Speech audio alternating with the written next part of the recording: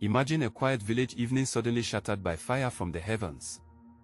In December 2023, a celebration in Tudun Biri turned into a nightmare when Nigerian military drones mistakenly targeted civilians. Over 80 innocent lives were extinguished in a flash of heat and steel. How does a nation's shield become its own people's sword? This isn't just a story of a tragic mistake, it is a profound crisis of accountability that is currently shaking the foundations of Nigerian national security. For over a decade, the Nigerian military has fought a relentless war against insurgents and bandits across the northern regions. From the dense forest of Borno to the rugged terrain of Kaduna, the Air Force serves as a vital eye in the sky. However, the line between precision strikes and catastrophic errors has become dangerously blurred. These high-tech drones, designed to hunt terrorists, are increasingly finding targets among the very citizens they were built to protect from the rising tide of violence. The sun was setting over the dusty horizon when the first explosion rocked the community. Villagers had gathered for a religious festival, their laughter filling the warm evening air. Without warning, the silence was replaced by the deafening roar of a Hellfire missile. Dust and smoke choked the streets as families scrambled for safety in the chaos. What was meant to be a moment of communal worship quickly transformed into a sight of unimaginable carnage and grief for the resilient survivors. The casualties were not militant or combatants, they were mothers, children, and elderly men who had never touched a weapon in their lives. Survivors describe a scene of absolute horror where bodies lay scattered among the ruins of their modest homes. In the aftermath, the silence of the village was broken only by the wails of those searching for their loved ones. These are the faces behind the statistics, the human cost of a war fought from the distant clouds above. Initial reports from the military command were cautious and filled with bureaucratic jargon. They spoke of operational errors and the unintended consequences of urban warfare. High-ranking officials claimed intelligence had suggested a high-value terrorist target was moving through the area.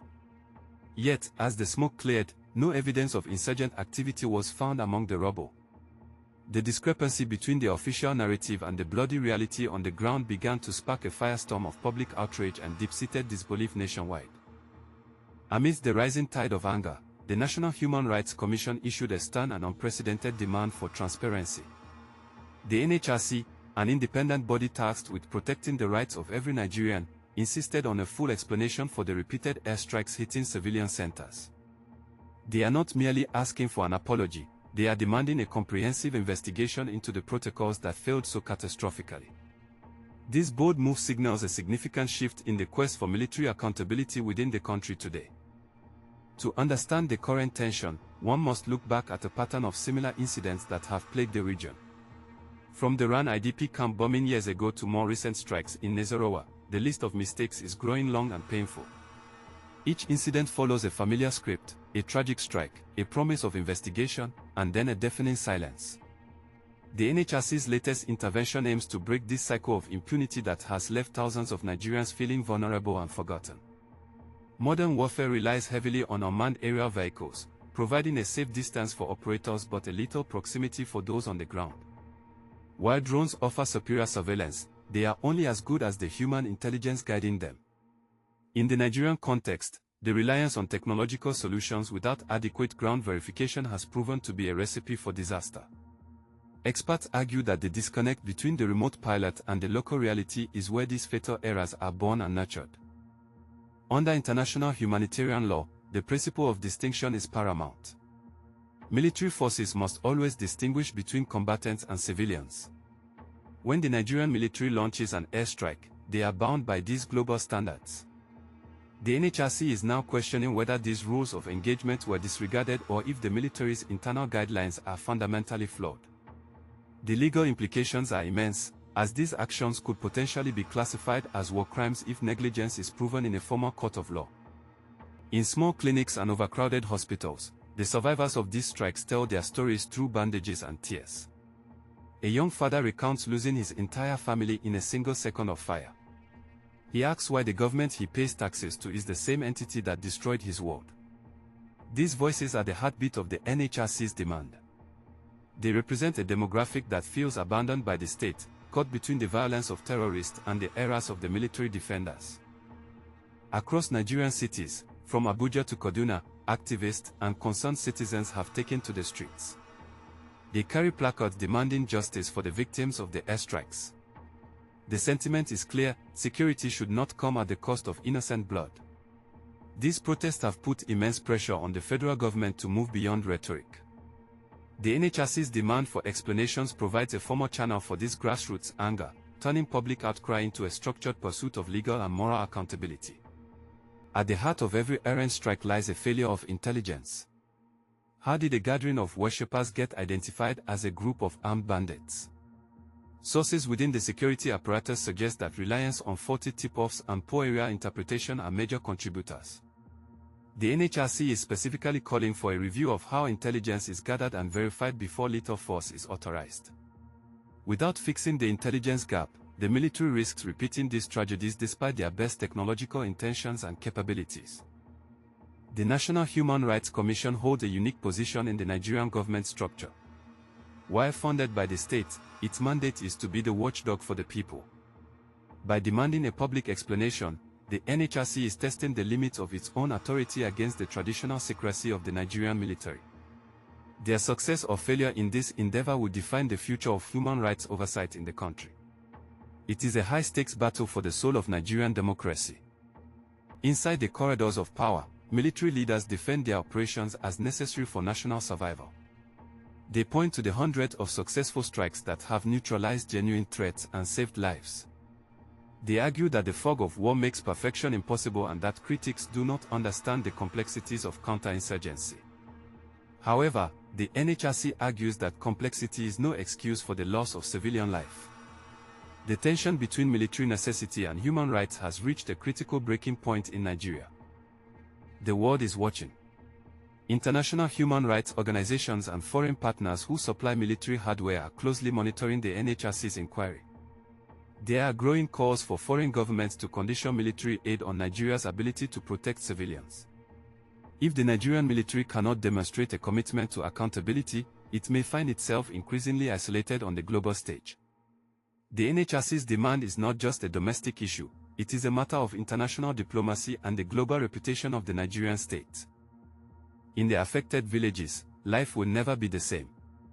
The physical scars of the explosions are visible in the cratered earth and charred trees, but the psychological scars run much deeper. Children now look to the sky with fear whenever they hear the hum of an engine. The trust between the rural populace and the government has been severely damaged. Rebuilding this trust will require more than just financial compensation, it will require the truth that the NHRC is currently seeking. What does a real investigation look like? The NHRC wants more than a closed-door military tribunal.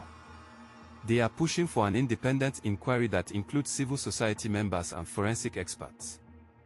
This investigation would examine flight logs, communication transcripts, and ground evidence to reconstruct the moments leading up to the strikes. By opening the books, the government could prove its commitment to transparency. Anything less will be seen as a cover-up, further fueling the fire of public resentment and deep distrust. Beyond the law lies the ethics of modern warfare. Is the life of a civilian in a remote village worth less than the mission to kill a terrorist leader? This philosophical question haunts the current debate in Nigeria.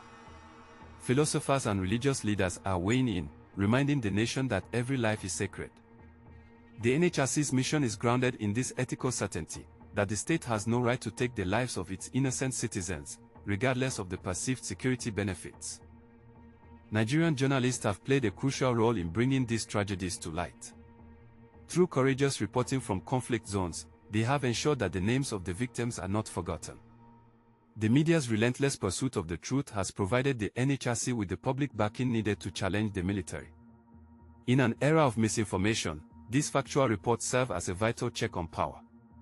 The collaboration between the press and human rights bodies is essential for holding the powerful to account. These airstrikes also have a devastating economic impact on the region. When a village is hit, markets close, farmers flee their fields, and trade routes are disrupted. The resulting poverty creates a vacuum that insurgents are quick to exploit.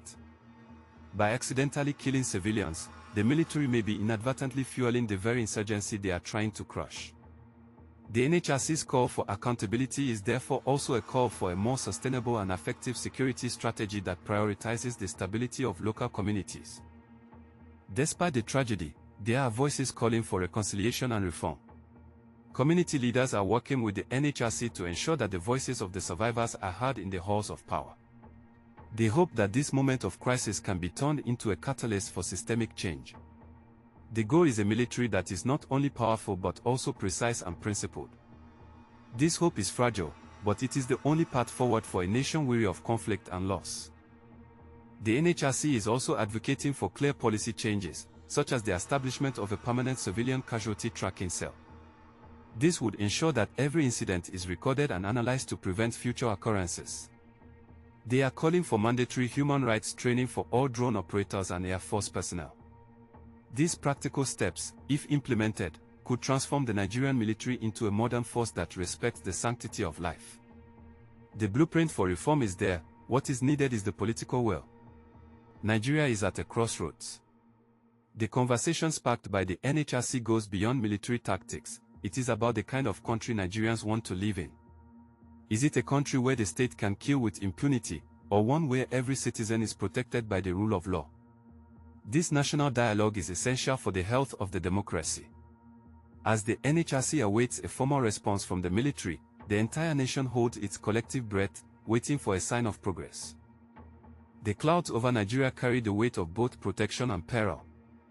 As we look to the future, the demand for explanations by the NHRC remains a beacon of justice in a troubled landscape. True security is not found in the fire of a missile, but in the trust between a government and its people. For the victims of Tudun Biri and beyond, the search for the truth continues. Only through accountability can the wounds of a nation begin to truly heal and find peace.